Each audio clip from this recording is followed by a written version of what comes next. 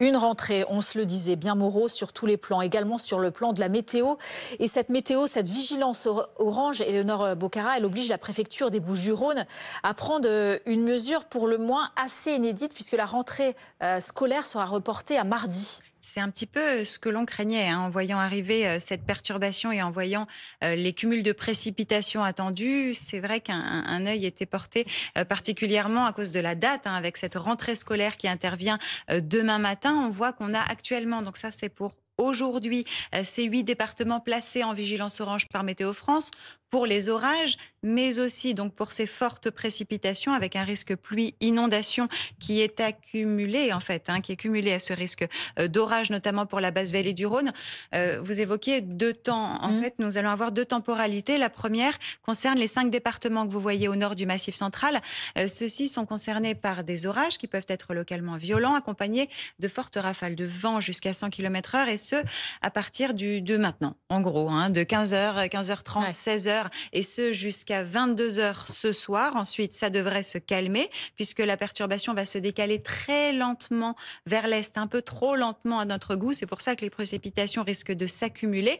Et donc, pour ces 3 départements concernant la vallée du Rhône, vont s'ajouter 3 autres départements. On parlait des Bouches-du-Rhône qui ont pris cette mesure hein, vis-à-vis du décalage de la rentrée scolaire. Bouches-du-Rhône, le Vaucluse et la Drôme également qui vont s'ajouter à ces départements-là à partir de minuit. En réalité, on a cet épisode donc, qui va commencer ce soir. Ouais. Il va beaucoup pleuvoir, des orages, mais c'est vraiment les précipitations qui nous inquiètent particulièrement.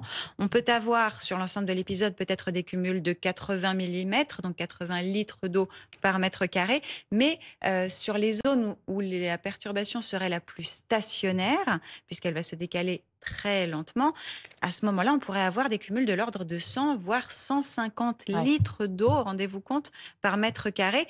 Évidemment, on craint des inondations, on craint des problèmes même pour emmener les enfants à l'école, peut-être des inondations de classe. Donc ça semble tout à fait Ouais. cohérent vis-à-vis du risque de décaler cette rentrée scolaire. Alors, reste avec nous, Éléonore, puisqu'on accueille 2 spécialistes, Christophe Merlino, côté éducation nationale. Bonjour à vous, vous êtes président de la FCPE des Bouches-du-Rhône. Et puis, Alix Roumaniac est là aussi expert, président de Prédic Service, spécialisé dans les risques météorologiques. Je reviens très vite vers vous, Alix Roumaniac. Mais tout d'abord, Christophe Merlino, combien d'élèves sont concernés justement par cette rentrée scolaire décalée et est-ce que vous avez pu échanger avec que ce soit les personnels d'établissements scolaires ou encore les parents, et que vous disent-ils face à cette situation? Alors, l'information étant assez, Mm. récente puisque bon, on n'a pas été prévenu autrement que par les réseaux sociaux. On commence à recevoir des mails et moi j'ai déjà eu des appels de parents d'élèves qui étaient inquiets, mais qui surtout voulaient confirmer cette information. Bon, on pense tout d'abord que c'est une bonne décision qui a été prise parce que vu l'épisode qui est annoncé, là, avant tout, il fallait penser à la sécurité, des personnels, des élèves, y compris des parents qui devaient se déplacer.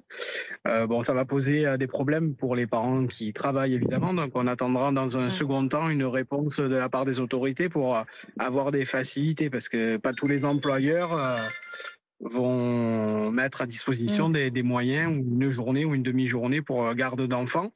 Donc c'est un peu la panique là. Encore à l'instant, j'ai des Oui, on parents qui entend que le m'appellent. téléphone sonne, hein, Monsieur Ouais, Merlino. Je reviens vers vous dans exactement. quelques Ça va pas minutes. ça. Prenez l'appel. Je vois qu'il fait beau pour l'instant derrière chez vous, mais on le rappelle, Éléonore, c'est à partir de minuit que la situation va se dégrader. Alix Roumaniac, vous qui êtes spécialisé dans les risques météo, quelles sont les conséquences en particulier de ces précipitations assez fortes, hein. On parlait avec Éléonore de précipitations qui peuvent aller de 100 à 150 millimètres. Oui, effectivement, Éléonore le signalait. On est vraiment ce soir et demain sur le premier événement méditerranéen qui semble sérieux, avec effectivement tous les modèles de météo depuis plusieurs jours semblaient le montrer.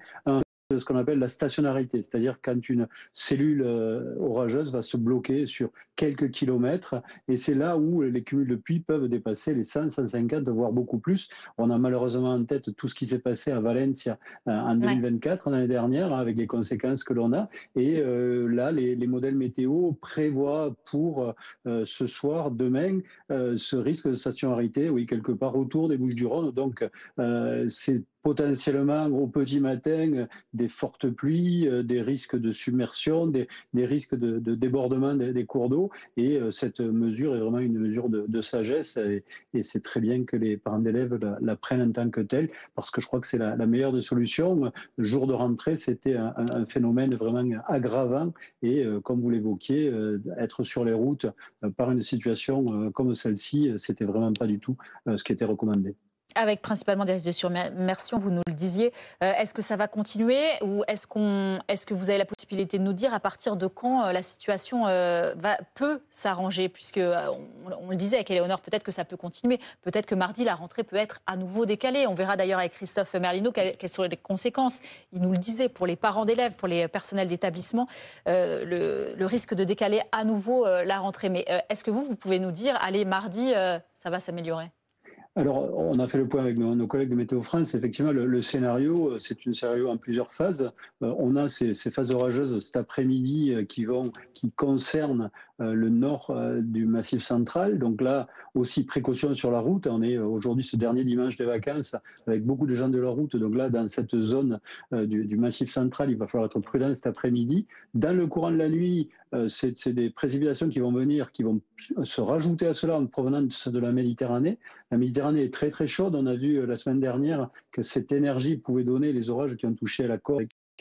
Ces images assez spectaculaires que l'on a vues. Donc c'est cette Méditerranée très chaude qui nous fait craindre des événements un peu sérieux. Dans le courant de la nuit, ces orages vont venir du sud-ouest, traverser le Languedoc-Roussillon, le Gard, pour être au petit matin sur la basse vallée du Rhône, les Bouches-du-Rhône et le Var. Et dans la journée, ce système va se décaler sur le sud-est et dans la journée de demain, il devrait s'évacuer sur l'est vers l'Italie. Donc a priori, la journée de mardi devrait être beaucoup plus tranquille et laisser une rentrée se faire de manière plus normale.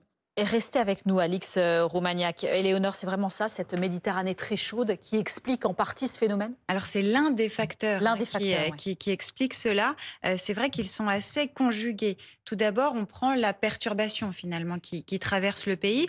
Elle nous est envoyée par une dépression, ça c'est plutôt classique, mais cette dépression, elle a un nom. Elle s'appelle Fernand puisque c'est une ancienne tempête tropicale. Alors certes, elle a atteint le stade de dépression, ça a vraiment décru, mais elle comporte toujours un potentiel humide d'anciennes dépressions, d'anciennes tempêtes tropicales. Comme s'il y avait des répliques, c'est ça en elle. Donc elle a une charge et un potentiel humide qui est plus important qu'une dépression classique. Il faut ajouter à cela qu'on est dans une configuration avec un flux de sud. Et le flux de sud, non seulement il va faire remonter les températures, la masse d'air qui est plus au sud, donc plus chaude, mais il va aussi faire remonter de l'humidité puisqu'il remonte du sud, mais de la Méditerranée. Et finalement, c'est cette confrontation de masse d'air et cette charge en humidité qui va faire qu'il y a de l'instabilité et qu'il y a des orages. Et plus la masse d'air est chaude, plus l'orage est intense. C'est vraiment la chaleur, c'est le carburant de ces orages et s'ajoute ensuite ce facteur qui a été évoqué précédemment, celui de la stationnarité. C'est ça qui est le plus problématique en termes de précipitation, puisque certes, ce sont des orages qu'on attend, mais le zoom, le focus, il est vraiment fait sur les précipitations attendues parce que cette perturbation se décale vraiment très, très, très lentement et peut rester stationnaire et donc des cellules orageuses qui restent perchées au-dessus d'une zone sans en bouger avec ce flot continu de précipitations, c'est là où on a de vrais dangers d'inondation. Christophe Merlino, vous êtes toujours avec nous. Je rappelle que vous êtes président de la FCPE des Bouches-du-Rhône, qu'on vous appelait pendant ce direct, que vous disent les parents qui vous appellent, c'est vraiment, voilà, j'ai pas moyen de garde, je sais pas comment je vais faire. C'est ça les questions principales ou il y a d'autres questions qui viennent à ces parents d'élèves ou même, j'imagine que vous avez bien évidemment des questions du personnel d'établissement, non? Oui, alors l'urgence et les premières questions, déjà, les parents, ils pensent avant tout à la sécurité de leur enfant. Donc, je le répète. Bien sûr, avant le moyen de garde. Voilà, c'est une décision logique. Encore une fois, on a été prévenu il y a pas longtemps. Donc, mise en sécurité de tous les personnels, des enfants, je le répète, c'est la priorité. Derrière, évidemment que ça va poser des questions puisque la plupart des parents travaillent et ils vont pas pouvoir tous poser des jours de congé. Tout ça, ça va arriver dans un second temps. On attend d'avoir nous-mêmes des réponses à apporter à toutes les familles. Bon, pour ce qui est du personnel, la difficulté, le personnel des établissements, la difficulté, comme c'était une rentrée échelonnée en fonction des niveaux, primaires, les sixièmes et puis après les autres niveaux, ça va forcément poser un problème d'organisation dans les jours suivants. Mais j'allais dire, par rapport à l'épisode qui a annoncé, voilà, il y a la question ne se posait pas. C'est une bonne décision qui a été prise.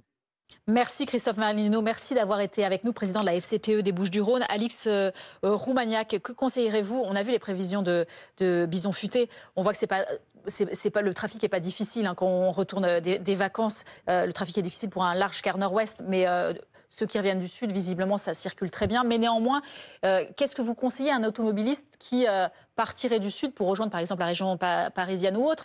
Est-ce que vous lui dites, attention, ne prenez surtout pas votre voiture aux alentours de 23h minuit, bien évidemment, ça tombe sous le sens. Est-ce qu'il y a des conditions à rappeler à ces automobilistes qui s'apprêtent à prendre la route?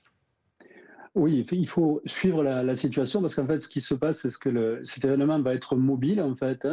On va avoir la fin d'après-midi des orages qui se situent plutôt sur le nord du Massif central et qui vont filer vers l'est. Ensuite, c'est un petit peu plus au sud, sur l'Hérault, sur le Gard, que ça va se passer vers 23h.